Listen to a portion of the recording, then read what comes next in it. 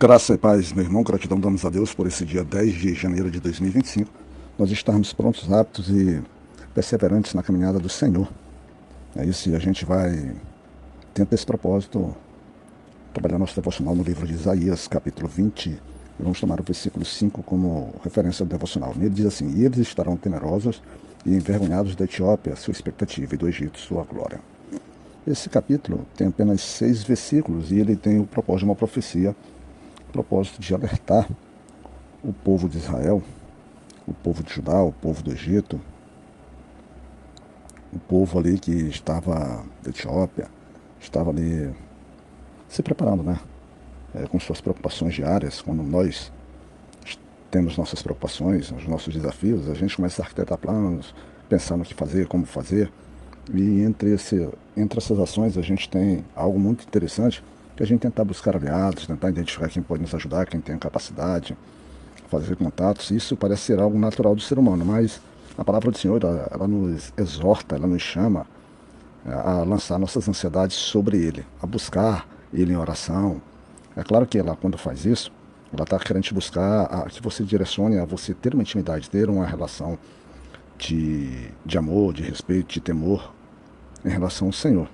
Mas quando nós nos vemos com problema, e aí essas nações aqui se viam com problemas, se viam com questões que atemorizavam a eles, assim como temos questões pessoais que nos atemorizam, a gente se vê em sofrimento e parece que a gente pensa normalmente nos nossos recursos materiais, nas pessoas, do que efetivamente no próprio Senhor. Eu, nesse exato momento que eu faço esse devocional, acabei de, por exemplo, receber uma informação de uma prima minha, né, que envolve um primo nosso. Um primo nosso não, irmão dela, um primo meu.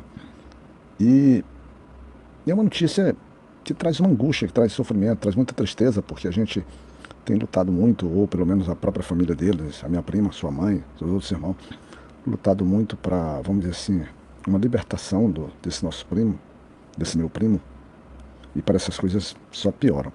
Então a notícia que eu acabei de receber aqui através de uma reportagem que ela me enviou é algo que nos dificulta e bate muito por uma questão de um sofrimento desse aqui, porque a primeira coisa que a gente pensa, assim como ela pensa, eu penso, às vezes como é que eu vou ajudá-lo quando chega num nível desse? E aí é que eu quero te ligar que nesses casos, inicialmente, a gente precisa parar, meditar no Senhor, entregar nele, para que depois, o próximo passo, a gente possa, por meio do Senhor, entender que a questão aqui é uma questão sensível, uma questão difícil, uma questão complexa, ainda mais quando você olha que a tua estrutura familiar, ela pode não estar a mais preparada para resolver questões que acabam sendo esperadas pelo tipo de comportamento e vivência, que quando a gente começa a viver distante do Senhor e a gente vai dar mais e mais atenção às coisas do mundo, isso aqui vai acabar se fazendo cada dia mais presente. É evidente que todos vocês, ou todos nós, que em algum momento se encontram no Senhor, a grande, quase totalidade do mundo, ele vem anteriormente uma vida pregressa, como eu venho. E essas vidas acabam também nos trazendo tormento, nos trazendo, às vezes, sofrimentos, medos. E aí, mais uma vez, a palavra de Deus nos leva a dizer: confessa os teus pecados, te liberta deles, confia, paga o teu preço, agora pagando um preço diante da justiça do próprio Deus, que por vezes vai passar também pela justiça dos homens, mas estamos com Deus, nós estaremos mais fortes.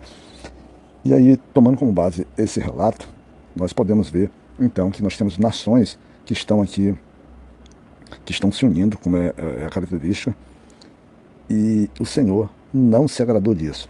Então, o capítulo, que ele tem só 6 versículos, ele começa com uma história que o rei sírio envia um general chamado Tartã até a cidade de Asdod.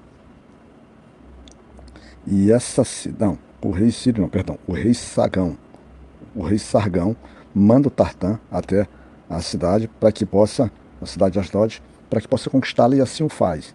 E ele faz isso porque, nesse tempo que governava o reino de Judá, era o Ezequias, havia tido um movimento desses reinos, desse reino do Egito, o reino do próprio Israel, do povo de Israel, para tentar se lançar numa batalha ou tentar conquistar ali a cidade de Jerusalém, Judá, para que eles pudessem, vamos dizer assim, se aliar. Num primeiro momento, Judá não se estabelece em aliança, cumpre aqui o requisito dado pelo Senhor, pelo profeta Isaías, que simboliza, quando recebe do Senhor a ordem de se desnudar, né, se desfazer de suas roupas, de seus cansados, e andar tipo um peregrino, tipo alguém que causaria, vamos dizer, espantos, causaria verdadeira, deixaria o cara abismado, né, com aquele comportamento. E esse ato feito pelo profeta Isaías, eu tenho certeza que na sua vida prática, nas nossas cidades grandes, a gente às vezes vê pessoas perturbadas, pessoas com dificuldades, doenças às vezes mentais,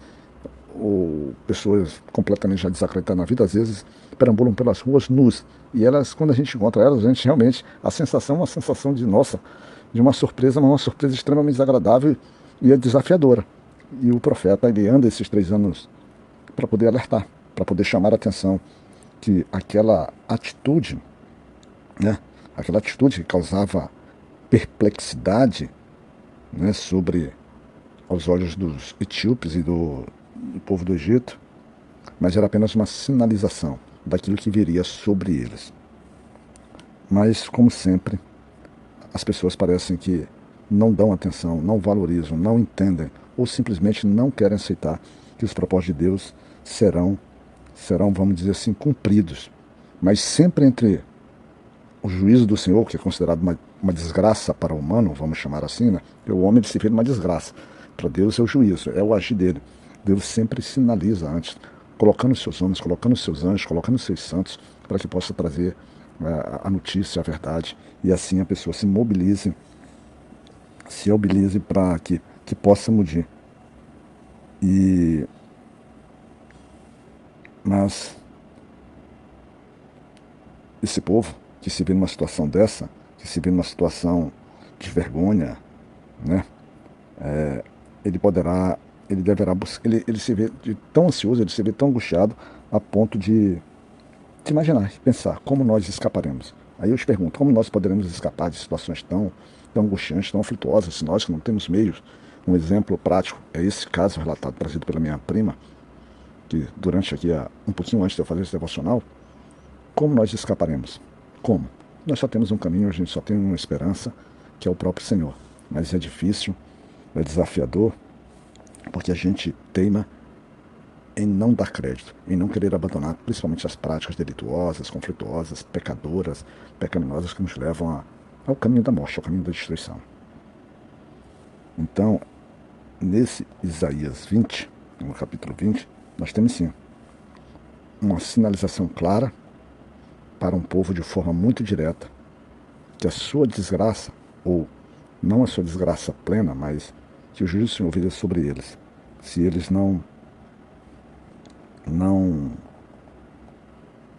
percebessem, não entendessem, não aceitassem. Então eles seriam conduzidos, né? Seriam conduzidos pelos assírios, presos como prisioneiros, cativos, e o próprio povo andaria nu e descalço, em completa desgraça, diante da glória e diante da esperança que se tinha. E isso sinalizaria também para o próprio Judá, que esse tipo de aliança não é uma aliança esperada pelo Senhor, porque o Senhor espera que cada um de nós nos socorremos dele. Ele vai sim usar diversos instrumentos e meios materiais e pessoas para que ele cumpra o seu propósito. Vai sim, que é o natural. Mas quando buscamos primeiramente nas pessoas, não vai dar muito certo.